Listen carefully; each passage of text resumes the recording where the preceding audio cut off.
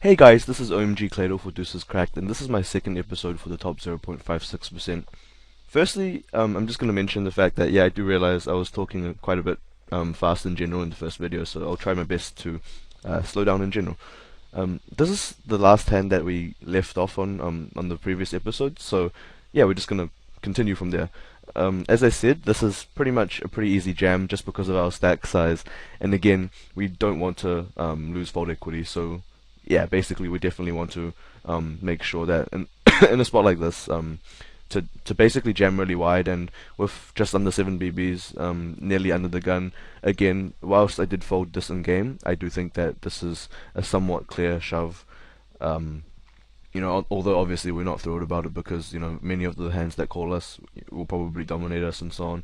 It is still best to shove here in my opinion. So that being said, next hand 7-2. Yeah, it's a pretty clear fold, obviously. In this particular spot, I would be pretty happy to jam very wide, at probably at least 60%, if not more. Definitely, like most picture cards, any ace for sure, any pocket pair for sure, any suited connector, pretty much down to like 5-4 suited or something like that, and most of the one gappers also, yeah, very very wide basically. Again, this is just because the blind's about to hit us, and especially if the blind's about to go up, we're going to lose even more fold equity in the future. So we basically want to take our last chance to, win a stack. And yeah, I mean, and this particular stack size, it's not such a big deal. But actually, something that some people don't necessarily realize is the fact that if you do jam with like say 3 big blinds, for example, under the gun, or even 4 or whatever, even if we do get called, because of the pot odds, basically our range versus the calling range isn't actually going to do too poorly. So for instance, if we jam say, I don't know, 6-4 offsuit under the gun for like 3 BBs or something, and like the button isolates us, there's already going to be, as you can see here, like 1300 already in the pot. So if we're jamming for like 2k, he puts in 2k also to match our stack, and yeah, we're basically putting in 2k to win 5.3. And yeah, I mean, sure, our hand doesn't do great against his isolating range, but again, 2k into 5.3, we need something a little bit less than 40%, and yeah, in most so that's the break even, sorry, and in most cases, we're not gonna do too much poorly than that, and again, the simple fact that we have fold equity, obviously makes it profitable now because even when we're called, we're not even doing too badly. So therefore, even a small amount of fold equity, which is all we need, will make it profitable. And the given fact that we don't want to blind down and lose fold equity in future spots also is a pretty significant factor. So the fact that when we do get a fold, not only do we win the chips, but we also maintain somewhat of a stack size, as in, okay, not obviously not like a significant stack size, but if we do shove and they all fold and we win around 2 BBs, then the fact that if we do fold the big blind and then the small blind, and we can still shove the button for fold equity and stuff, that in itself is pretty valuable. So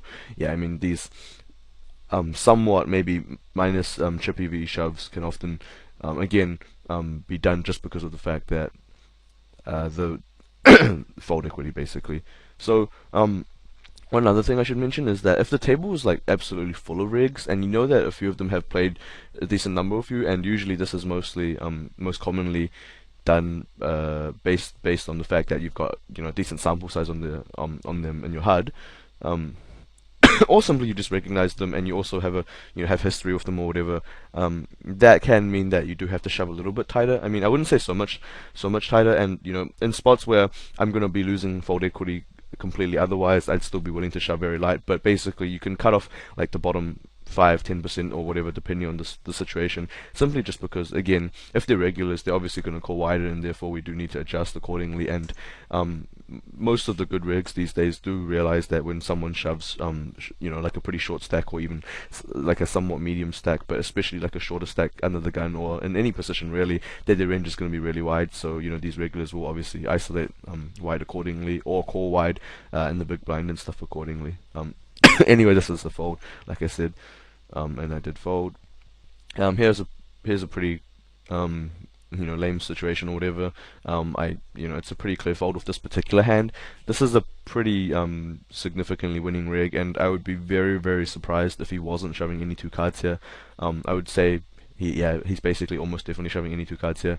If he did realize that I was a regular, perhaps he might not. But in this particular situation, for I think what six and a half VBs, I think he's shoving any two cards, even if he knows I'm calling light. Because in order for it to not be profitable with even 3-2 offsuit, I need to be calling, I think, pretty much.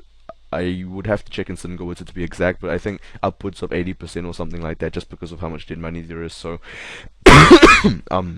yeah, even if I was adjusting and calling, say, 50% or something like that, it's basically still going to be profitable for him to shove. And yeah, I mean, on average, it's just going to be more of a mistake to not shove here than to shove with his stack size in this particular situation. And again, that's with 3-2 offsuit. If he's got something like 10-9, like even 10-3 suited or something like that, which is still a pretty poor hand. Obviously, it's still gonna be more profitable than 2-3 offsuit, which is already profitable, unless I'm calling like 70% or something like that. Plus, in any case, I believe 9-3 suited is still a fold.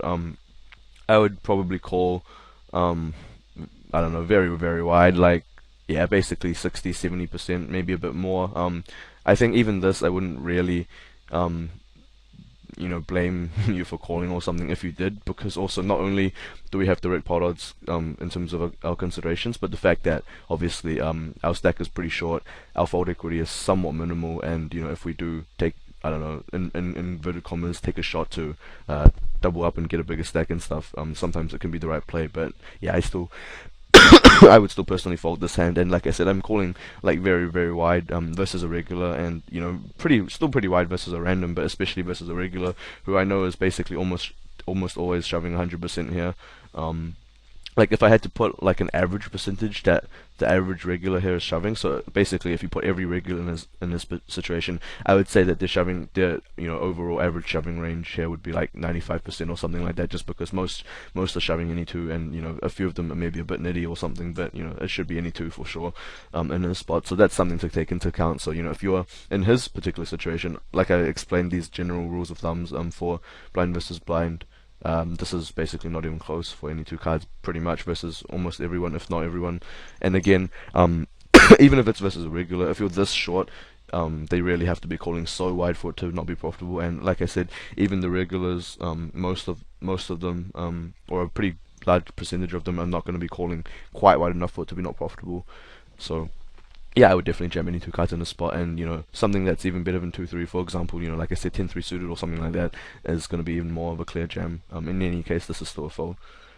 So folds around. Okay, now it's pretty clear fold. In this particular situation, I think I would be pretty happy to get. Well, I don't know about happy, but because of our stack size, it's a pretty somewhat standard spot. Basically, take a somewhat maybe a possibly slightly minus EV.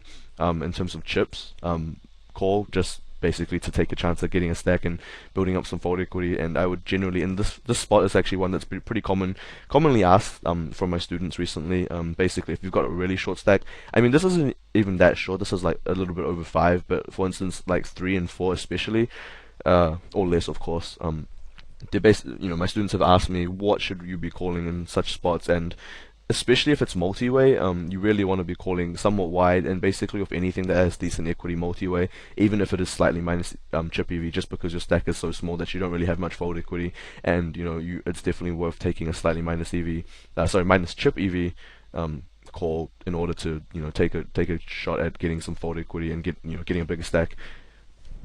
So yeah, like for example, in this particular situation, I'd be very happy calling like any suited connector kind of hand. I'm not sure exactly like what's the worst I'd call with, but I'm pretty sure like even 4-5 suited, for instance, I'd be pretty happy to get in here. Keep in mind this is still 5 big blinds, so I mean, you can maybe cut off some of the crapper stuff in this range if you want to, just to reduce variance or whatever you want, like whatever reason. But if we were a little bit shorter, like you definitely have to call such hands that have decent equity multi-way. Basically, yeah, suited connectors especially are pretty good usually. And yeah, I mean, again, for the reasons I stated, simply because with our stack size, whilst we do have a little bit of fold equity, it's somewhat minimal, and it's again fine to take a slightly minus chip EV call in order to take a chance at getting more fold equity with a bigger stack. And again, if we were shorter, it would be even clearer to get it in with such hands like suited connectors, and maybe just, yeah, I don't know, basically anything that's somewhat decent, like pocket pairs, probably like suited aces, and yeah, I mean maybe even decent broadways. Although some of them don't play as well just because they are dominated more often by calling ranges and stuff. But yeah, again, suited connectors are usually like is probably the best example I can give you of a hand that you should be calling quite happily in a multi-way pot when you're very short. Especially if it's multi-way actually. Like even if it wasn't multi-way, usually it's a pretty clear call. Like for instance, if we had three big blinds here and the button shoved, or even if the original shover here, like Rain Man 1 shoved, I would be really happy with three big blinds to call like 6-7 suited, 8-7 suited, or whatever. And these hands are probably not even minus chip EV just because of the dead money in our stack size. We're getting something like basically very good pot odds because of the dead money, and therefore it's probably even slightly plus EV if but sorry, plus chip EV. And if it's not, again for the reasons I said, it's definitely fine. In any case, this is a pretty clear fold. Okay, so aces, obviously we get it in. Yeah, I mean this is just random. There's no particular reason I did it. Maybe it was just like the way I click my slider or something. But it's basically a shove. And yeah, we get in versus kings. We call him sick. Anyway, so again, this is a pretty clear fold, but just to illustrate the idea that versus a regular you should be adjusting, and this is a regular, and he's going to be shoving very, very wide here. I mean, if you look at the effective stacks, it's just really short stack, five, 6 big blinds for most of the guys. For me, it's a little bit deeper, so he's like 9 big blinds deep with me. So that but basically he should be very wide there. Like he should be pushing on stove. When I say he should be he should be pushing, I'm not going to say this is necessarily exactly what he's pushing, but I can tell you guys that you guys should be shoving like extremely wide there. Like I don't know. Okay, maybe not exactly like, yeah, I mean this is just like a general idea or whatever, but I'm basically happy to click anything really. Like it's just not like even, I mean in this particular situation I think the big blind is also rig. I don't know about the small blind, but if he knows for instance that I'm a rig and this big blind is a rig, maybe he won't be this wide. But versus randoms and stuff, like I wouldn't even blame him if he goes as wide as something like this. I mean it's yeah, I don't know, something like this maybe, maybe a little bit wider, a little bit tighter or whatever, but something along the lines of this. I wouldn't be surprised if he's shoving something like this. I mean, of course, not every regular will be, but he is, I think, one of the more winning regulars or whatever, and he's played more of these, so I would assume that he would be something like this, if not a little bit tighter, or even maybe a little bit wider, but definitely not too much tighter than this. And versus such a range, you can obviously call pretty wide. And for instance, I think sure, the fact that we have to consider is the fact that we have to consider is the fact that there's still 3 players to act behind us. So obviously our range to get it in would be a little bit tighter on the cutoff than the button, and the button would be a bit tighter than the small blind, and obviously the small blind would be a bit tighter than the big blind, and so on. And again, that's because there's players to act behind us who can wake up with big hands and so on. And for instance, if we're in the big blind, we're also getting slightly better pot odds as well because we already have our big blind committed. So yeah, but in this particular situation, for instance, I'd be pretty happy to like isolate probably even any ace, just because of how wide his range should be here. And if the stack sizes behind were a bit deeper, then maybe I would cut off some of the weaker aces, again just because of the fact that they can wake up with better hands. But when their stack sizes are this short, I would be I think any ace, for instance, should be like a somewhat clear isolate, and probably something like 5s plus. Again, 5s, for instance, might not necessarily have great equity versus his entire range, but because of the dead money, it's gonna be profitable to do so. And yeah, so again, like 5s plus, like any ace, or if not most aces, and good broadways, and yeah, it's something like that basically. Again, this is just to give you an idea, but I don't know, something like this. Again, this does depend on a few reads and stuff. Versus certain regulars, it would be a bit tighter or a bit wider depending on who it is. But like given like the only read is that he's a regular who's winning significantly or whatever, I think something like this looks okay from this position. Maybe a tiny bit wider, but yeah, I mean I think this should be fine. Again, if we were in later position with the same stack, I'd be willing to add a little bit in each position or something. Maybe not much, but for instance, if Oliver's dead and I switched positions, and then Oliver's dead folded, and then it was on me, maybe for instance I might be more happy to add King 10 off, whereas in this position, maybe King 10 is somewhat close or something like that, or maybe I'll add Queen 10 suited and so on. So yeah, that's just giving you an idea. Basically, you have to think about what kind of range he's shoving, consider the pot odds and your stack size, and then yeah, I mean adjust your range accordingly to hands that basically have decent equity versus what kind of range he's going to be shoving.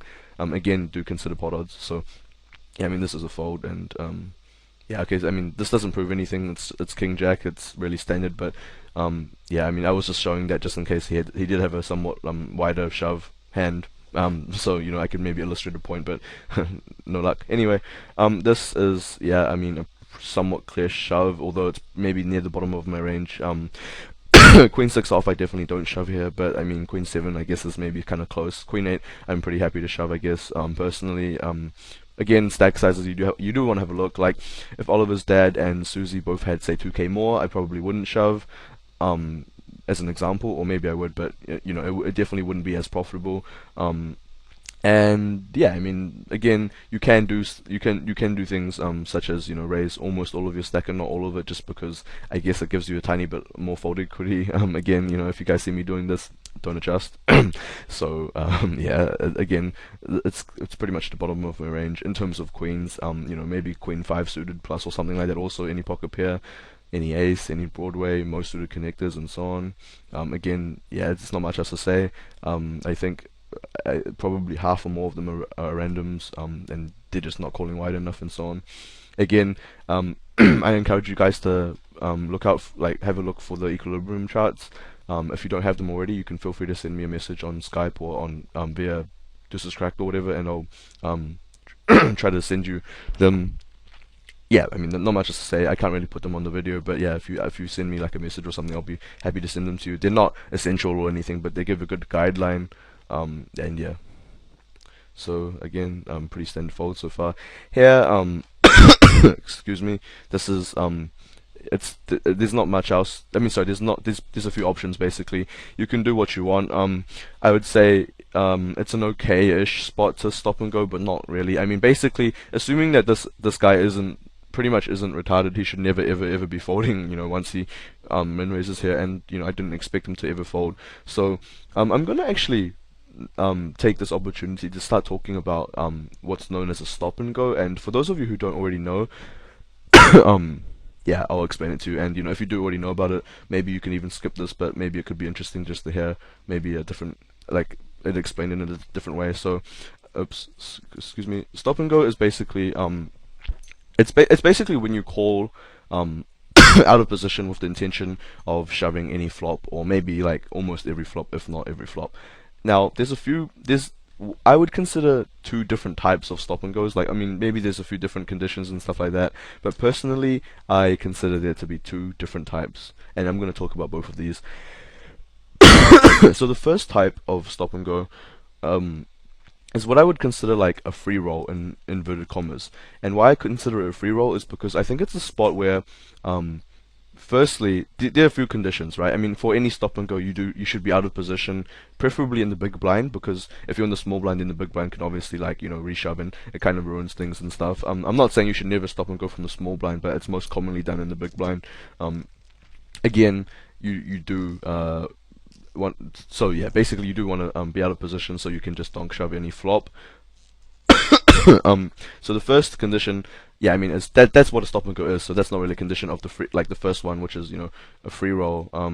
So yeah, you want to consider a few things. Firstly, it's a spot where you are never sorry, he is never folding. I guess he or she is never folding, and this means, when I say never, I mean, of course, it doesn't necessarily mean 100% never, but it's basically probably literally 99% plus. So, for instance, the small blind, excuse me, the button min raises with a 10 BB stack, let's say. So he makes it 2 big blinds. Now you're in the big blind and you have like say 5 big blinds. Now if you shove for 5 big blinds and 3 more for him to call, if there are antes, he's basically paying 3 more big blinds to call like 12 or something, and yeah, he should never ever be folding in that spot. And again, just because occasionally either a misclick or he's so bad that he does that, then he should never be folding, and therefore I consider it a spot where he's never folding. Basically, and this is a similar, like somewhat similar spot. He raises minimum from this early-ish position. I don't expect his range to ever be folding here, and just because in terms of mathematics it would be pretty terrible, and so on. So yeah, I mean, this is something that I would assume that most of you have a pretty good idea about.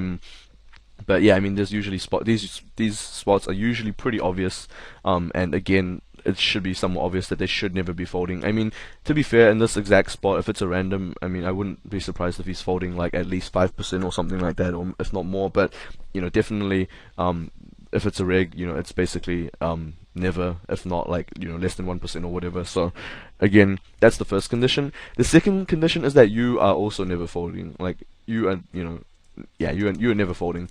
And again, this is basically something where, like, for instance, in the big blind, in the first example I gave, let's say the button opens for 2 big blinds, and you have 5 big blinds, and you have, say, ace 10, or even like a worse ace, but especially let's say ace 10. You're obviously never folding in this spot, unless it's like a satellite or whatever. Like, there's just no reason to fold in this spot. You're massively ahead of his opening range. It's extremely profitable to get it in, especially with the blinds and the antes. And yeah, I mean, when I say you're never folding, I basically just mean it's a spot where you should never be folding. Or even if you had like a pocket pair, like pocket sixes in that spot, if he's basically shoving for 6 big blinds effective. And again, it's just, it's pretty terrible to fold, for instance, pocket sixes in that exact spot. Button opens, and you have pocket sixes in the big blind, or ace 10, ace 9, ace 8, whatever these hands. You're just not folding to his raise or his shove, whatever you want to call it. Like, he did min raise, but it's basically a shove, since he's never folding. So you're never folding. That's the second thing, and that's basically it. So when I say he is never folding, I mean never folding pre-flop to a jam. So that means that if you go all in, he's not folding, basically. So you have no fold equity if you jam. Now again, the second thing is you are never folding. So that means it's a spot where, again, if you jam, he's never folding. And secondly, you are never folding because of your particular hand. Now in this particular situation, the reason a stop and go is usually profitable, unless it's versus, for example, a rig that knows you're doing this and stuff like that, where he can adjust correctly. And to be honest, this is actually quite interesting, but generally speaking, even if rigs know what a stop and go is, they usually don't adjust correctly. Sometimes they call too light, sometimes they call not wide enough. For instance, if a rig knows I'm stop and going, with like a 80% range or something, for instance, he should be calling like ace high on any flop or something like that. And usually they don't necessarily call every ace high. Like, they call, for example, they're better ace highs, but ace 2, for example, they maybe fold, and that's usually going to be incorrect, for instance. But that's a different matter. My point is, yeah, basically, if they are adjusting, it's obviously going to be it's not going to be as good. But even if they do adjust, they usually don't adjust perfectly. But anyway, the point is, again, in this particular situation, since he's not folding pre-flop to a jam, and you're never folding anyway because of your hand, then a stop and go can be a pretty valid option. And the reason for that is basically just because it gives you a tiny bit of extra fold equity. It's I mean, I wouldn't say extremely small, and it does depend on your stack size. For instance, like if you if you call and then shove two big blinds into 12, then I expect it to be like basically almost no fold equity at all. Whereas if you're, like, say, calling and then jamming the flop for, like, 5 big blinds or something like that into 10, then maybe you do get some extra fold equity, and even significant fold equity. But the point is, you get some extra fold equity that you otherwise wouldn't have gotten. Now, again, it's very, very marginal, but it's basically a free roll. Think about it. I mean, you're never folding pre-flop. I mean, sorry, you're never folding the hand you have because of what it is in the particular situation. So, for instance, again, the button opens, and then you're in this, and you're in the big blind with ace 10, ace 9, ace 8, whatever, with 6 big blinds, and there's antes. There's no way you can fold that. It's just a really standard get it in every time, right? Same with pocket sixes, pocket sevens, or even worse hands like than that. And again, since you're never folding and he's never folding, if you just re-raise and jam, then if you do stop and go, it's basically a free roll in the sense that you can get some extra fold equity that you otherwise wouldn't have gotten. So let's think about let's talk about what exactly why this is profitable, basically. So let's say yeah, in this particular in a particular situation, you do call and then you jam the flop. Let's think about, how an opponent would typically respond, especially if they don't know you're stop and going, but especially if they, sorry, yeah, especially if they don't know you're stop and going, but also if they do. Now, let's say the flop is like, okay, let's look at hands first. Let's say we have like, say, either, yeah, let's say we have pocket sixes. Oops, sorry. So let's say we have pocket sixes, right? And the flop is queen jack, I don't know, like 8, like, um, 8, okay? And the 8 can be a heart or it cannot be, but let's say it's a heart, right? And let's say just say we have diamonds and clubs, whatever. On this typical board, like, okay, this is like maybe an extreme example, but like, let's say it's queen jack 9. Let's say our opponent holds, pocket sevens or pocket eights, depending on, obviously how much we're shoving into this pot, right? If they're with no heart, by the way, so I don't know, clubs, diamonds, whatever. Like, again, depending on how much we're shoving into the pot, they can pretty easily fold these. And think about if you are in this exact situation. Let's say you open on the button for like a min raise with a, like, let's say we have like a 20 BB stack, and we're on the button, open on button with such hands, and the reason we min raise open on the button is because the small blind is a nitty 20 big blind stack, and he's never ever rejamming worse, so therefore it's a great spot where we should min raise with a hand like pocket sevens. Okay, maybe not pocket sevens, it's not the best example, but especially a weaker hand, which I'll talk about the example soon. But especially something like ace 2, for example, it's a really really really standard spot to min raise and call the big blind who has 6 BBs, and fold to the 20 big blind stack who's a random nit. So we min raise open on the button with for example these two hands. And now again we're thinking about this if this was us, right? If this were us, sorry. Now the big blind the big blind calls, and he now open jams this flop. Typically, I mean, these are some of the stronger hands that people fold sometimes, and they don't always fold them even, but, especially these hands, like, if you think about it, if we're in this exact spot, right, he calls, and he open jams the flop for 5 BBs into, I don't know, what, 12 or something like that. Like, usually, like, I wouldn't be surprised if you say you call 7s or 8s there, but, I would say, regulars, if every single regular had this exact situation, I would say probably at least, like, a quarter of them, if not more, are folding 7s and 8s in this exact situation. Especially if we're deeper, like let's say we had like 8 big blinds or something like that, and then he's shoving like 6 into like 12 or whatever it is. Like, it's just an example, so it doesn't matter the exact numbers, but just think about it. If you had these exact hands, you're pretty, like, at least some of you, or if not, most of you will be folding on this flop, right? And therefore, with a hand like 6s or pocket 5s or something else we decided to stop and go with, we're getting folds that we otherwise wouldn't have. Again, I don't expect it to happen often. It doesn't need to happen often. It's just, if it happens ever, like even 1% of the time, it's essentially a free roll. That's why I call it, like in inverted commas, a free roll, because, again, it's extra fold equity we otherwise wouldn't have gotten, and since we're never folding anyway, then it's literally a free roll, because we're not like, as in, that's the difference between this type of stop and go and the next type, which I'll talk about shortly, which is one which isn't a free roll, because it's a spot where we could fold instead. For instance, this spot, if I think his range is quite tight, I can fold pocket 5s here, so therefore it's not a free roll if I stop and go here, because it's a fold otherwise. So in this spot, oops, excuse me, in this spot, in these spots, sorry, if it's a free roll, it means that we're never ever, I'm never folding I'm never folding full stop with my hand, and the opponent is never folding to a jam pre-flop, so therefore I may as well take a little bit of extra fold equity. If it's 1%, it's still 1% of a free roll. If it's 5%, it's 5%, and so on. Like, very often it's going to be significantly more. Now, this isn't even necessarily the best example, but similarly, if we just have, like, say, I don't know, 10, 9, suited, and the flop is like, I don't know, for example, king queen 2 rainbow or whatever, and again, put ourselves in the spot. Like, if we have like ace 2, or sorry, ace 3 maybe, ace 3 off or suited or whatever, and we have no flush draw on this flop, and someone calls out of the blind and open jams into us on the flop, even if we're getting good pot odds, usually most of us would fold ace 3 on that board, and it's probably fine too, because unless you know it's specifically a reg stop and going, very often ace-3 is actually a correct fold on that board. Now, I'm just saying, like, if you have 10-9 specifically, right, and you stop and go this flop, most regulars will fold ace-3, ace-2, maybe not ace-2 because they have a pair, but whatever, like ace-3, ace-4, ace-5, ace-6, and so on, right? They're folding a lot of these hands which actually, are ahead of us, and again, it's extra fold equity that we otherwise wouldn't have gotten. Again, that means it's basically a free roll. Now, I can come up with, a lot of other examples of spots where if we had stop and go, they'd be folding and giving us basically extra fold equity that we otherwise wouldn't have gotten, and or even for instance, if another example is like, even if they have got 10-9 themselves, right? 10-9 is an easy fold on that flop. You have to fold it every time.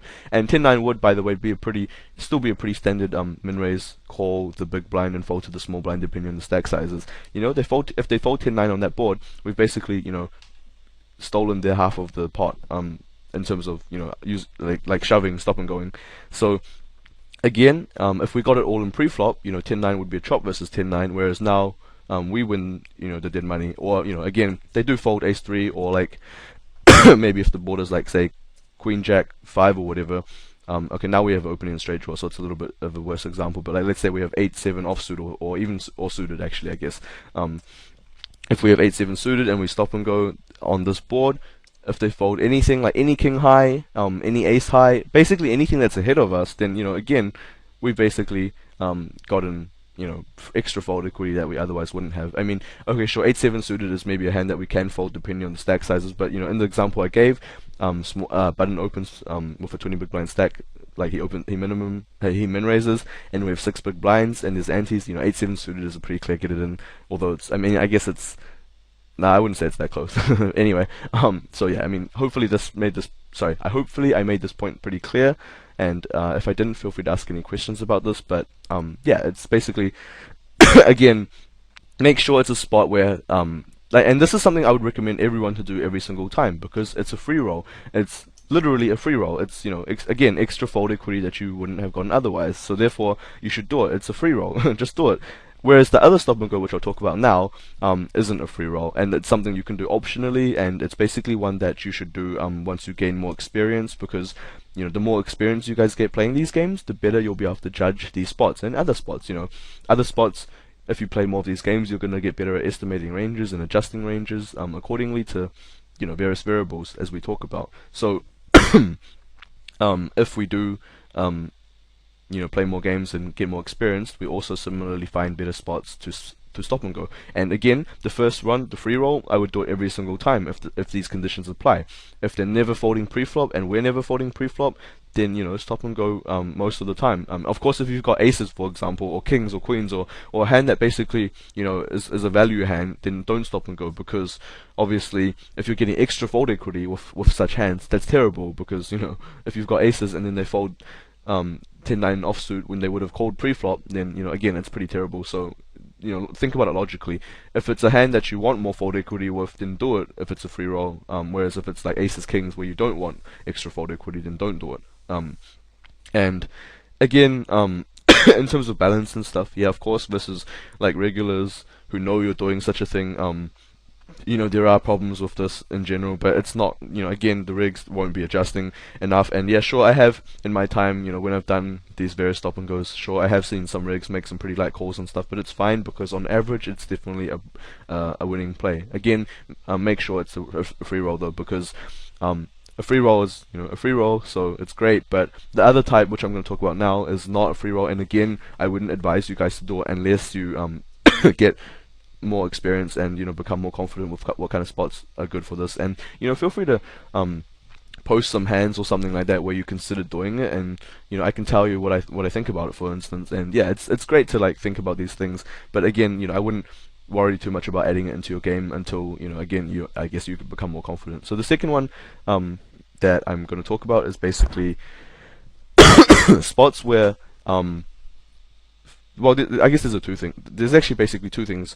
If you rejam pre-flop, there is a chance that they can fold. So for instance, if like 15 BB button stack min raises, and whoever the small blind is folds, you're in the big blind with like 15 plus big blinds. So basically you have them covered. Let's say you have like 16, I guess, big blinds.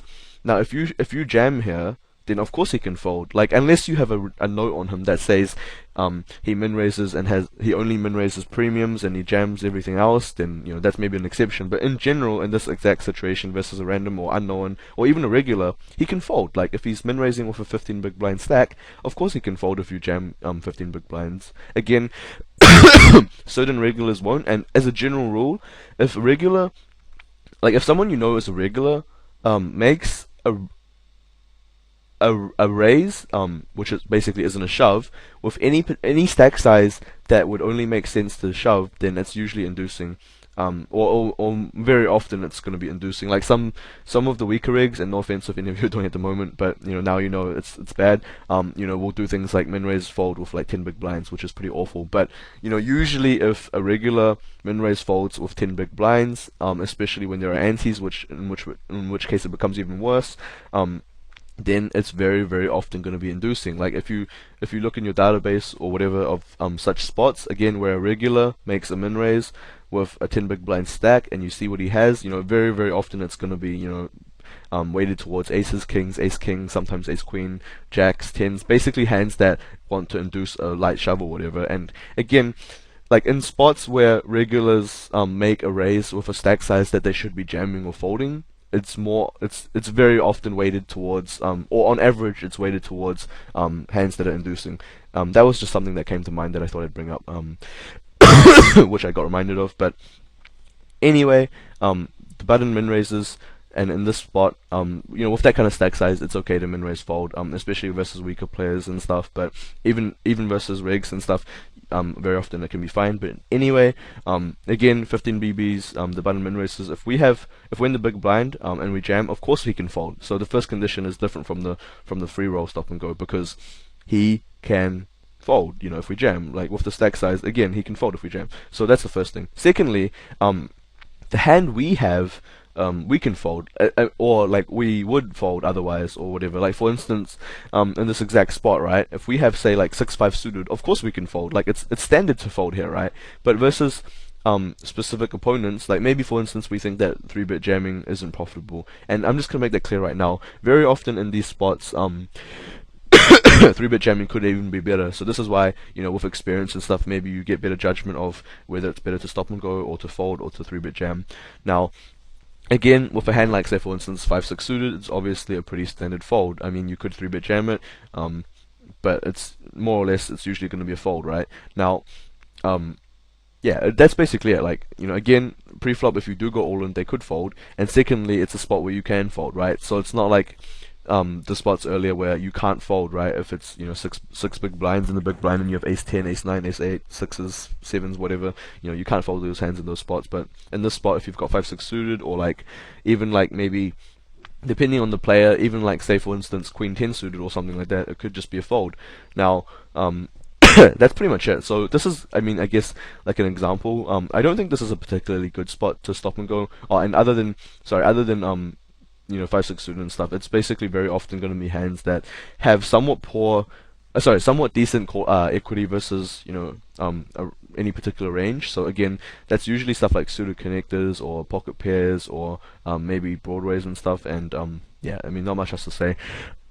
Excuse me. So yeah, I mean, this isn't really a particularly great spot necessarily, but I decided to do it anyway. Like, I figure versus his particular, like his entire range, I could have, for example, like 40%. Now, let's say this is just an example, so I mean, I'm not saying this is his exact range, but let's just say he does it with like these hands, right? Again, it's an example only, and his range could be much wider or much tighter or whatever, but well, not much. I doubt it's much tighter, but anyway, let's say it's like this, right?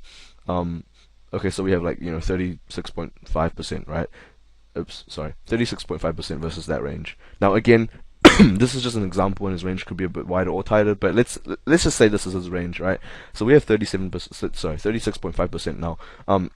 If you look at the actual pot odds we're getting, then it makes it like a somewhat close-ish. I mean, not that close, but it makes it a fold basically. But if we take into account the fact that we can get a little bit of extra fold equity, then it becomes a clearer shove. So for instance, like on many flops, if we stop and go, because he on average, people aren't really going to know you're stop and going unless you've got history and they've done it before and you remember. Like, if a regular is playing 30 tables or whatever, and you stop and go them, it's pretty unlikely that they're actually gonna know that you did it and then next time remember you, right? So, I mean, yeah, my point is basically, he probably isn't going to know that you're stopping going light, and even if he does, they don't really adjust that well. But let's whatever. Anyway, sorry. My point is, like, let's say very often on a lot of flops, we can get him to fold sixes, seven, eights, and nines or whatever. For instance, on like king, queen, jack, and we stop and go here. Again, put yourself in his position. If a random or unknown or even if it's like a regular-ish looking player, calls in this exact spot. Obviously, we can't see that he's got fives, but let's say he calls in this exact spot, and the flop is like king, queen, jack, and we've got pocket sevens, eights, nines. When he jams, 4.255k into us, we usually just fold, right? I mean, I do. I'm happy to admit that, whatever. But whilst if we got it all in pre-flop, it would be unprofitable. If we think that he's folding enough of his range on, enough of his range in general when we donk shove the flop, then it can be profitable. Again, I don't think this is a particularly good spot to do it, and I mean I did happen to stop and go in this hand, but I didn't. Looking on it in retrospect, I don't think it was like a great example. But yeah, I mean such spots, such situations are examples where I could say that stop and going could be okay. So again, basically it's a spot where he's not, he can be folding if you do jam, and also the fact that our particular hand could just be a fold. So for instance here I could just fold fives, right? Or if I had 6-5 suited, I could just fold 6-5 suited, right? But instead I could decide to stop and go if I think it's a decent spot to do it. Yeah, there's not much else to say really. So yeah, I mean, just ask me let me know if you've got any questions. I decided to stop and go. Obviously this isn't really a great flop, and usually they'll call like any of the ace highs and stuff, and I think, yeah, okay, he's got queens, which I obviously don't expect him to fold. And somehow I come back from the stack to no spoilers. Anyway, here, yeah, I decided to call. It's a pretty standard spot to call, I think, with 2.8 big blinds. I think calling any two cards here is fine. He should be shoving any two cards, and I don't think it's close. He's a regular, so seriously, there's honestly, I can pretty much promise you that like even if he knows I'm a regular and I'm calling in, like, okay, maybe if he knows I'm calling any two cards, it becomes a bit different, right? But if he knows I'm a regular, right? I mean, because not every regular will call any two cards here, I guess, and I'm telling you now, you should be. Then and if he knows the big blind is random, like the random will just fold, like bad. Like watch this, I call, the random probably folds. Yeah, okay, so the random folds. Now, again, it's just gonna be profitable. Like when he jams, there's like 2,300 in the pot already, and our stack sizes are like basically 2,500 or 3,000 or whatever, and with any two cards, even if we're calling any two cards, it's like he's pretty much almost got direct pot odds just to get it in. So and if we fold even like occasionally, it's going to be profitable. So yeah, he's shoving any two cards basically. And yeah, I mean, I'm pretty happy to call here, basically because my stack is so small that I have like zero fold equity, or like maybe versus this random, like I have a little bit of fold equity, which is kind of sad, but you get the point. I basically have no fold equity, and yeah, it's basically a spot where I'm happy to take, it's probably not even that it's probably not even minus chip EV just because of the pot odds, but I'm willing to basically take like a call that could be somewhat marginal, or even very very slightly bad or whatever, just because that way it's the only way I can take a chance and get a slightly bigger stack so I can get some fold equity. So yeah, I mean, for instance, if he had like 15k and the big blind also had 15k and then he shoved, then obviously I wouldn't be as happy because he's not shoving necessarily any two cards anymore. If I was in a spot, very often if the big blind is random, I think I would probably shove any two cards, or if not, I would min raise obviously and call the small stack and fold to the big stack. But in any case, my point is, in this particular spot, I think it's even clearer to call with any two cards here, just because he's shoving any two cards, or if not like 90% or something. So again, that doesn't really prove anything. Jack 6 isn't really quite the crappiest hand, but yeah, whatever. Anyway, we win, which is nice, and you can see our stack went from 2 point, like if we had folded we would have 2.3, now we have 7.3, and that's obviously, now we have fold equity, right? He jams basically any two cards, but I mean we obviously should isolate very wide because of how wide his range is, but 4 jack isn't quite there. But yeah, fold. Let's see if anything goes to showdown. Of course the random folds again, great plays. But yeah, I mean, again, he shoves. I mean, with the stack size, I don't blame him. This spot, he's probably not quite wide as any two cards, but extremely wide. And also the fact that if he has any understanding of his table image, which he should have a little bit, since he's a pretty good reg, then he should maybe shove a little bit tighter than he normally would in this spot, just because he's shoved the last few hands, and he's also, he's showed down that. Sorry, he's shown down Jack six suited or whatever, which might, sorry, Jack six offsuit, which might affect his I don't know, range. Sorry, affect his like image versus randoms. They're like, oh wow, he went all in with Jack six, what a maniac or whatever. But yeah, in any case, now he finally folds. We shove here. Wow, again, nearly all of my stack, whatever. It's a habit. Anyway, it doesn't really matter versus the big blind because he's only going to see two buttons anyway. Like he's only going to see call or fold anyway because of the stack size. But whatever, it's a habit. I did this anyway. Again, the stack size, we have fold equity now. So yeah, now we can, take advantage of our basically our edge over these players. Yeah, like we can take advantage of these players because of our edge, and we can make these shoves which are profitable. So that's why we can be willing to take a slightly minus EV, or I mean, again, not minus EV because it's plus EV, but slightly minus chip EV play in order to basically hope to get some more. Sorry, hope to gain a stack so we can get some folded equity and therefore make good plus EV plays later. Yeah. So yeah. Oops. Sorry. They did all fold. Here again. Looking at the stack sizes. I guess it's like the bottom of my range, but I'm pretty sure. Yeah, I did jam.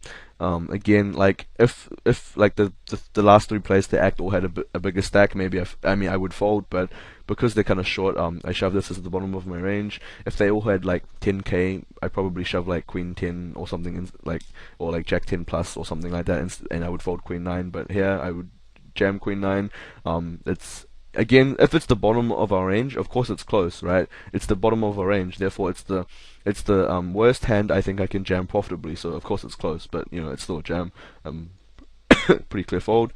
So here, he jams. I think he's jamming like any two. Again, even if he knows I'm a regular, he's probably jamming any two, just because with like four big blinds, I have to be calling like I don't know. Again, let's even put it into Sit and Go Wizard, like just to show you like how wide really it needs to be. So what's oopsie, like 1200 for the big blind. Now let's like the only like I'll just put in any stack sizes for the other players. It only matters how many players there are because that affects how many antes. So yeah, how much antes there are, how much antes, whatever.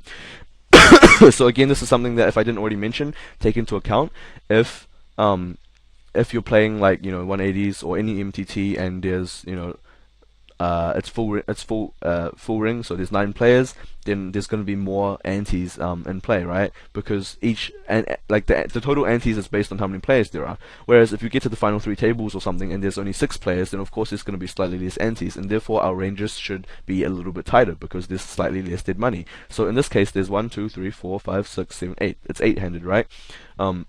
So I mean, it's not that different from 9-handed, but let's say instead there was like 6 players, which later there will be, the antes will be a bit less. Like in this case, there's 1,000 of antes, right?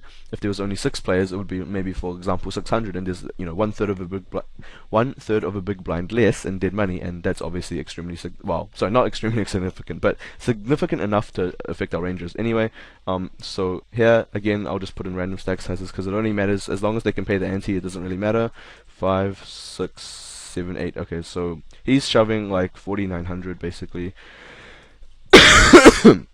into us. So and here let's say we shove 3 to let's say we're in a spot, right, and we're shoving. This is how wide they have. Like again, I'm gonna put like chip EV, I'm gonna put it so that it's chip EV, so that there's no ICM considerations, and I'm gonna put no edge, just just so we can see exactly yeah, just so we can see like what's profitable. Absolutely. I mean, of course, again, like actually, and I was gonna say, with our edge, we should shove a little bit tighter than the range that we should be, like that the range Sit and Go Wizard will say if we put no edge. But actually, that's not true because the blinds are so big, so we basically should be shoving even with a minus edge, actually, like slightly. But that's a different matter. Again, it's kind of like the concept of me talking about how we can take a slightly minus chip EV play just because we can get more fold equity if we have a bigger stack. Whereas if we have like a tiny stack, there's we can't utilize our skill basically. So in any case, let's have a look. So if we shove 3 to offsuit, he has to call 74% or more for it to be unprofitable. And I mean, some regulars will, but you know, many won't. And in any case, it's still profitable. I mean, or I would say it's profitable, and I would be happy to do it, even if he is calling more than that, just because, you know, we can take a chance at getting a bigger stack size. You know, with the stack size, you know, obviously I'd be happy to just basically shove and hope that he folds, or if he doesn't fold, hope that I double up. And sorry, I'm just gonna quickly open Go Wizard again, just in case I use it again in the future. But again, I think he's shoving any two cards, for the reasons I said. He's a good rig, and even 10 big blinds or whatever, I think he's shoving any two cards, and I don't think that at the time of this video, I'm sorry, at the time of this hand history, and maybe even now, he had any idea who I was, so, you know, he's probably even more likely to shove wide. But yeah, I mean, with the stack size, he's shoving any two cards every time, I think. So, yeah, anyway, so, and because of that, I do call, and I'll show you on PokerStove. It's maybe like, I don't, you know, I'm not a mathematical genius, but I can tell you that on Universal Replayer, you can see like over here the pot odds, and you know, if you're using Universal Replayer to do a hand history review, you know, obviously look at this. It gives you like, you know, a good idea of how much equity you need. So as you can see, I need 34.3% equity to break even. And I will show you versus any two cards. I think we have like, I don't know, 40% or something like that. And it becomes a pretty clear call. And even if he's shoving a little bit tighter than that, we're gonna still have, you know, 34% easily. Okay, so, you know, even more than I thought, 43%. Now, you know, if he's shoving say 70%, which he's definitely shoving wider than, I would bet money on that. You know, we still have 40%, like, yeah, 40%, and you know, yeah, you can just, yeah, I mean, I'm not gonna show you. You can get the idea that this is a pretty clear call versus this guy, and versus most. Pretty much versus every rig, this is a clear call. Versus some randoms, it could be a fold, but you know, yeah, they have to be shoving pretty tight for it to be a fold. Yeah, I mean, not much to say with this hand. Obviously, we can't do anything with his stack. So when he goes all in here, it's pretty important that we should isolate very wide, and our shoving range should basically be very close to what we would shove if he wasn't there. Pretty much. The bottom of it gets excluded because we now have less equity of the dead money. But for instance, you know, any ace is still a shove, any pocket pair is still a shove, any Broadway is still a shove, and yeah, I mean, I'm not going to say the exact range, but you guys hopefully will have a decent idea already. This is obviously a fold though. And I mean, one example of a hand that I would normally shove here that now I won't because of him, and the fact that he takes up some of our equity of the dead money is maybe, for example, 5-6 suited. I would not shove anymore, or like 6-7 suited, and maybe I wouldn't shove anymore. I think I probably still shove like 8-7 suited plus though. So again, pretty standard folds. Here, okay, Space Gravy here. When he does this, it's kind of similar to what I was saying. If you raise an amount that's not all of your stack and it's a regular, more often than not, it's going to be pretty nutted. Sorry, excuse me. It's going to be weighted towards weaker hands, just because it does get you a little bit extra fold equity. And I mean, maybe it doesn't show through, but let's see if someone calls, and you can probably see that more often than not, I would be pretty confident that it's weighted towards weaker hands. Okay, so I mean, it's not, you know, the worst hand ever, but you know, I would be pretty surprised if he had aces and he did this in general. I mean, of course, some regulars will do it A for balance, or B just because they do off the entire range like that, but you know, generally, and I think you guys will find it's true as well that, you know, if a regular does something like this where they shove their whole stack, they raise an amount that's nearly their whole stack, but not all of it, it's going to be slightly weighted towards weaker hands, and usually weighted against strong hands. It doesn't matter that much, but it obviously does mean that we can isolate a little bit wider than we normally would have if they just shoved, I guess. Very, very small, but yeah. If you guys don't know, Space Gravy is obviously a pretty sick rig, and I think Newbie Wood is a pretty good rig also. The rest I don't really recognize. That being said, it's not because they're not rigs or something, I just don't really remember, you know, that many of their names. Yeah, pretty damn clear shove. Yeah, not much else to say. Like 10 big blinds under the gun with like ace 10, it's pretty much nuts. Once there are antes, of course. Yeah, and I would shove a bit wider also, like maybe ace 8 offsuit plus, and like maybe, I think most rigs, I mean, a lot of the rigs will shove any suited ace here too. Personally, at the time of this video, I wasn't doing that, but now I think I would probably be okay with shoving any suited ace, but definitely like something like ace 8 offsuit plus, ace 8, yeah, ace 8 offsuit plus, ace 6 suited plus, or something like that, definitely. And again, I wouldn't blame if you shove any suited ace here as well. Probably like, you know, 6-5 suited plus, and yeah, I mean, like probably like queen 10 off plus, or at least king 10 off plus, definitely queen jack and stuff. Yeah, so basically pretty wide. And yeah, we get it through. Space Gravy jams. I'm calling this very, very happy. It's an extremely easy call. He's shoving like probably any two cards, like just because of how profitable it is. I have to be calling like I don't know, 35% plus or something for it to be not profitable. And as a sick reg that he is, you know, he probably doesn't recognize me, and yeah, he's probably pretty happy to jam any two here, definitely. So yeah, we need 42.4% equity. Again, you know, I'm not a sick mathematical genius. You can see here, that's the equity you need to break even. I mean, this is ignoring ICM, of course, and our skill factor. So maybe you can say if it's 42.4%, you can, you know, like I guess tax yourself and make it like 44 or something. But you know, ace 5 easily has like, you know, way more than enough equity. And like, you know, I would probably call like king 2 offsuit versus him as well. So you know, just for what it's worth. And you know, I mean, again, 9-4 is pretty trashy. So you know, I think it illustrates that he is shoving pretty damn wide there. And you know, I would, you know, bet money that he's shoving 3-2 there. Fold. Okay, so here, again, this is a pretty clear call. This is a pretty good rig. He should be shoving extremely wide there.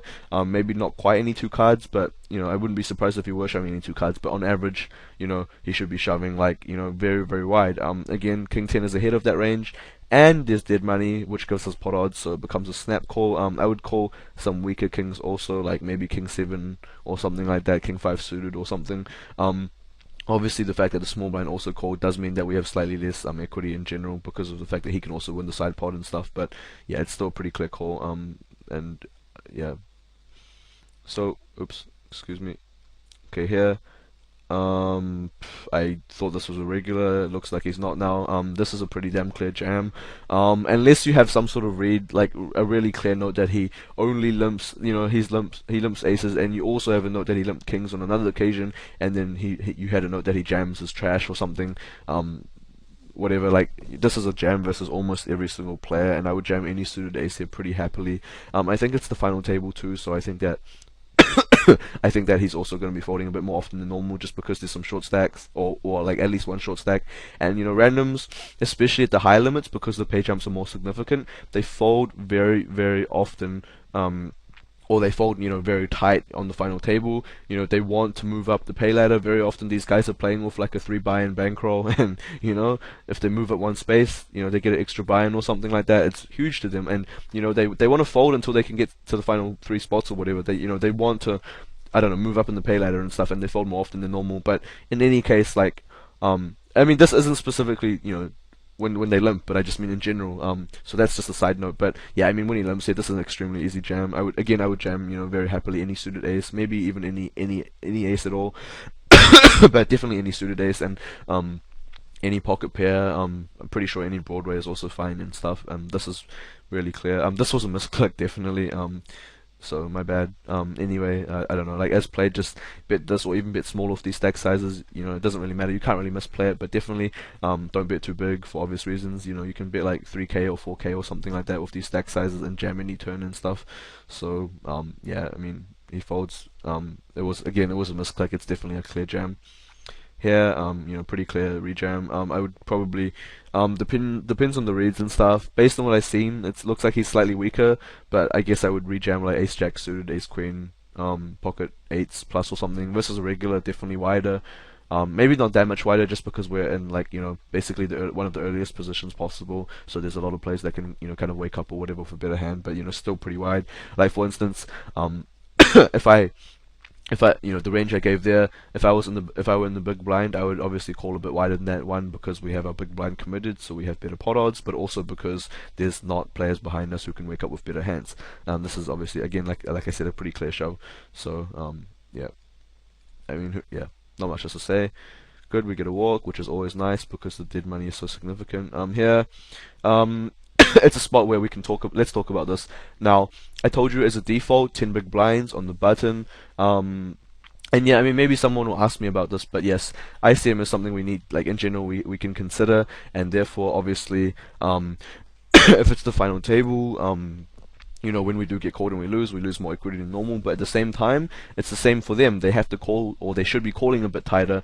The randoms will call tighter because they want to move up in the pay ladder. The rigs will call tighter because they know that ICM-wise they should be calling tighter. So they'll call tighter also, so it kind of balances out. What else to say? Like, yeah, I mean, especially like in this case, there's not really any significantly short stacks. But for instance, if like one of these guys who had already folded has like 20k, 10k, 5k, they should be calling a bit tighter than normal because of ICM. And again, this is something we'll talk about specifically in a later episode. But for now, just bear in mind that ICM is mostly relevant or more relevant when there's shorter stacks and stuff. So yeah, just as opposed to not being short stacks. Anyway, so again, as a default, on the button versus the small blind and the big blind, with 10 big blind effective stacks, you can jam any 2 cards versus most people. And when I say most people, I basically mean someone who's not a regular and someone who's not a very loose random. So yeah, we can again jam 2-3 offsuit 10 big blinds effective. Now again, we talk about the fact that when these variables change, we need to adjust our ranges, right? So in this case, what variables have changed? Okay, so firstly, our hand is not 3-2 offsuit, right? It's king 5. That has much better equity, or significantly better equity versus a good range, right? Secondly, I mean, it's not as important, but it also has a blocker to some of the calling hands they have, like ace king, kings and stuff.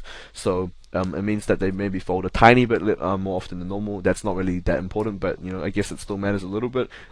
Maybe even don't worry that I said that at all, just ignore that. But the fact is, our hand does better against the calling range than 3-2 offsuit does. Now, because of that, that's the fact that our hand is better is a factor towards shoving. Now, the big blind is, however, deeper, so that's a factor against us shoving. Now, however, I believe that these things basically balance out, and also the fact that it's the final table means that they're calling tighter than normal, and again, this is another favor another factor in favor of us shoving, and therefore I did shove. And yeah, I think I was gonna say something else, but I forgot. I'm pretty useless in that sense. But yeah, it's a shove. I wouldn't shove any 2 cards here for obvious reasons, like I said, because 2-3 offsuit is, I would shove 10 big blinds effective, but once these are a bit deeper, I wouldn't shove it anymore, but I would still be shoving like 80% plus or something like that. So yep. Fold, easy fold. Now, yeah, it's a fold. I was just gonna think about shoving just because I like to shove, but nope. Yeah, hit pretty easy call. Actually, I mean, I guess because of ICM, maybe Synagogue. Actually, I believe that if you put this into Synagogue Wizard, and this is something I'll maybe cover a little bit more in detail soon, in like a future episode, probably quite soon. Like a lot of students have been asking how important ICM is, and basically, in short, I think it does matter, but not as much as Synagogue Wizard says, or some students seem to think. In this spot, for example, like I think it's a little bit different because I have 60k, not 40k, and I don't bust. But Synagogue Wizard will say if he's jamming any 2 cards, I should be calling like I don't know, 5% or less or something, and that's pretty damn ridiculous. So in any case, I think that's a pretty clear call, and he should be shoving any 2 cards, if not close to. Again, it's a decent regular, 10 big blinds effective, any 2 cards, usually they're jamming. Again, if he knows I'm a regular, maybe he shoves a bit tighter, but yeah, A7 is still a call, even if he's not shoving any 2, he's still shoving like 70 at least, if not more. So yeah, I mean, King 7 again doesn't really prove much, it's a pretty standard jam from him, but yeah. Here, very easy jam for obvious reasons. I jam any 2 here. Again, I don't remember these players. If they're regulars, maybe I will adjust my range, but otherwise I jam any 2 here. This is again a pretty clear jam.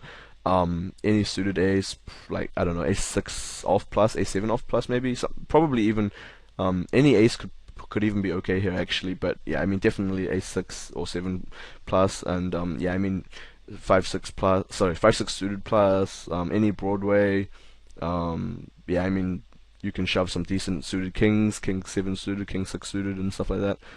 Pretty wide. Again, with they're calling very tightly, and again, it's more important at the higher stakes, I guess, because for the average random, it's gonna matter more. The pay jumps, but especially this is a 35, and some again, like some guys are.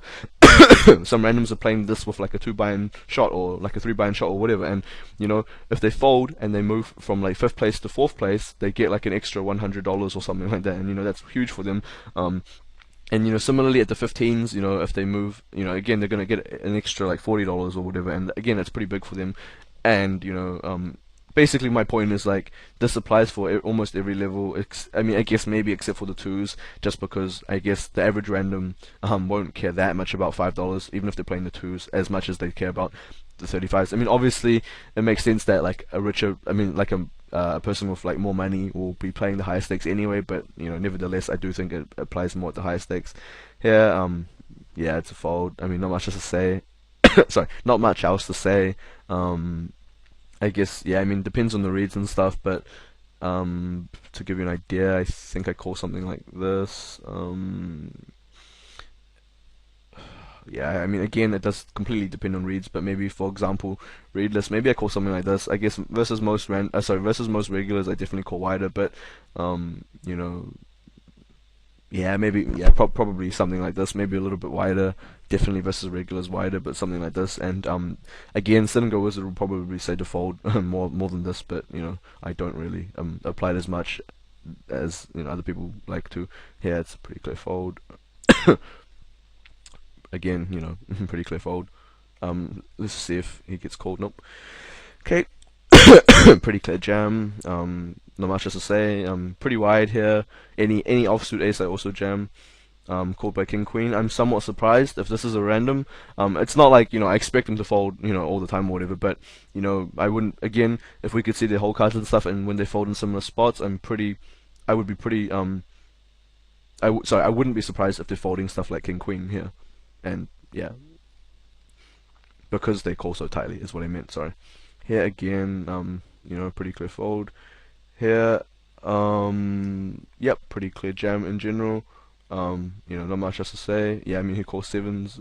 Yeah, again, not much else to say here. Let's see what we jammed. Okay, so we jammed Queen 2 the last hand. I mean here I would probably have jammed if if I hadn't just jammed and been shown down with this hand the last hand. Okay, I jammed anyway. Yeah, not much else to say. I guess it's just it should be fine. Just because they're folding often enough. It's like four-handed. The pay jumps pretty big, and I have a big stack. They don't really want to mess with me. I don't know. Like again, if they're regulars here, this is gonna be not as good because they're gonna call wide enough. But from what I remember, these guys were mostly randoms, I think, and I don't know. It's fine. It's the bottom of my range though for sure. Here. Okay, so again, it's an example of a spot where you can stop and go. Like I'm definitely not folding ace-8 here, obviously, and he should never be folding if I jam pre-flop. So therefore, I can either rejam and he'll call every time, or I can stop and go and hopefully get a little bit of extra fold equity. Maybe I can get him to fold some lower pocket pairs when I'm behind on the flop, or a bit of ace-high sometimes, but maybe not that often. But I decided to shove. Nothing wrong with that. And also just just stop and going is also fine. But whatever. Here. Pretty clear shove. Any two cards I'd be happy to shove, and because of ICM, these guys have a slightly shorter stack than him. Again, I'll talk about this a little bit more in detail later, but basically it means that he should be calling a bit tighter than normal if he is a regular. And if he isn't, he'll still, if he's a random, he'll still be calling he'll still be calling tighter. For obvious reasons, he wants to move up and pay ladder and so on. Here, really clear jam. I would say, yeah, pretty clear any two cards once again. They're calling really tight. They all want to outlast each other. This I folded because I jammed a few times already, but with these stack sizes, I mean, come on, these guys have 7 big blinds, 6-ish, 5-ish, and this guy has like 8. But seriously, with these stack sizes and these antes, it's probably going to be fine to jam even Queen 5 off. I mean, yeah, it's fine to fold it obviously, but for example, Queen 7 off is Queen 7 off plus is a pretty clear jam, I think. And yeah, I mean, again, just to remind you guys, once there are antes. So once we get short-handed, the antes are going to be less significant in the sense that there's less people to pay the ante. Therefore, the total antes and dead money is going to be less. So if it was full ring, the antes would add up to 4,500, whereas now four-handed it's only 2,000 because antes are something that each person pays. So yep, here it's a spot that with like 4 big blinds, I'm never ever folding with 10 jack here. It's a really clear get it in. And he's never folding with this little bit behind, so it's okay to stop and go, or you can just rejam. Okay, I guess I decided to stop and go, and he folds. So I guess maybe he folded queen high, maybe he folded maybe ace high even, probably not ace high I guess, like, but I definitely wouldn't be surprised if he folded queen high here, or pocket twos. Who knows what he had, maybe he just had a weaker hand, which he will sometimes, but I mean, come on, um, if you're not folding and he's not folding pre-flop, then you may as well take this extra bit of fold equity. Like, you don't expect it to happen often, you expect it to happen really rarely, but it's still a free roll, so I mean, you know, as you can see, they do fold. Like, I don't know, maybe he did have queen high, I don't know who he had, but yeah, like, very likely he could have folded a better hand, whatever. Here, pretty clear isolate for pot odds. What I mean by that is, yeah, basically, it's literally what it sounds like. I shove here so the big blind can fold, and then I can get more equity of the dead money. Yeah, not much else to say. Oops. Okay, so again, huh? Oh, sorry. I think the okay. No, I folded. I wasn't sure what happened, and he's calling any two cards, obviously. Now, not much to say there. Get a walk, which is always nice. Jam, easy, any two cards. I would, you know, snap jam any two cards there. Here, jam. Okay, he jams, we fold. Yeah, just, I mean, these spots are pretty standard. It's a pretty clear jam. Obviously, any two cards once again. I mean, maybe the fact that we jammed a few times in the last few hands, maybe I jam a little bit tighter, but in this particular spot, I think I would still jam any two cards because of ICM. The difference between third and second is huge, and when I say ICM, I basically just mean pay jump, so not necessarily he's thinking about ICM, but maybe he just thinks, wow, the pay jump is so big, and this guy's a shorter stack, I can just fold and wait, which is true. So here I jam, obviously. Here also really obvious jam. Again, any two cards pretty easily. Like, even if they're calling wider than normal because of my image, it doesn't matter. The stacks are so short. Like, come on, when they fold, you know, I win 8,000, and that's basically like a third or like a quarter of these guys' stacks. So, you know, not much to say. Here, I think it's maybe close-ish. From this guy, he seems pretty tight, so it's probably a fold. Like, I need 38.4%. I have like 54 or something versus any two cards, so you can kind of, you know, picture there what kind of ranges. I don't know what I did. I folded, okay. Versus a rig, I call probably, but versus a random, I'm somewhat happy to fold. I think he's shoving somewhat tight there. So here again, pretty easy fold. Okay. Yeah, I mean, again, it's like you can fold if you want to, but with a hand like this, it's better than 2-3 offsuit, and it's just gonna be profitable. There's not much else to say. You have a big stack, and I mean, they're just not calling wide enough. Like, yeah, I mean, of course I can't prove it because, you know, they could just be card dead or whatever, but, you know, seriously, from experience, they are not calling wide enough. Here, because of pot odds, maybe I called. Yeah, okay, I called. I need 32.8%. Because of ICM and tax, maybe a little bit more, but I mean, still, I can. It's also like if I call here, it'll be good for my image in the sense that he's gonna, maybe they'll see that I call, you know, even 8-10, and they'll jam it even tighter now. Like, if he wins, the next time he'll be scared. He's like, oh no, he's got a big stack. He's not afraid to, you know, to gamble, and I don't want to bust, so I'm not gonna jam wide anymore. And he'll probably even fold like, you know, Jack 10 or something like that, just because. I mean, again, this is assuming it's a random. If it's a regular, he doesn't think like this, but, you know, randoms will think like this, and yeah, I mean, again, I needed 32.8%, and I think that maybe versus this guy who's so tight, it could be close, but, you know, it can't be too bad. And again, for my image or whatever, it can't be too bad either. And now he's gonna shove a bit tighter than normal here. Clear jam. It's yeah, there's nothing to say. Like, it's so clear. It's extremely profitable. It's even within equilibrium. It's unexploitable. You know, whatever, jam here all day long. Maybe he's adjusting. Who knows? Or, you know. I mean, I guess it's not even like that light of a call. Like, it's, you know, it's like, you know, 7 BBs or whatever, but, or 8 BBs, but, you know, who knows if he was calling that normally, but I win. Good for me here. Any two cards all day long. He has to call like very wide, and he's almost never calling wide enough. Here, yeah, whatever. I don't know if I called or folded. Okay, I guess I called. I need like 35.7%. Versus this guy, maybe I don't even have it, so it could just be a fold. Like, I think it's maybe a close fold, but whatever. Calling can't be too bad ever. So, yep, and that's it. So yeah, I mean, that was the end of this hand history, and this is episode 2. I'm just gonna keep this short because it's already slightly overtime. But yeah, this is OMG Clado for deucescrack.com. This is the second episode of the top 0.56%, and I'll see you guys soon. Feel free to leave any comments or questions in the comment section, and I'll get back to you as soon as possible. Thanks, guys. Bye.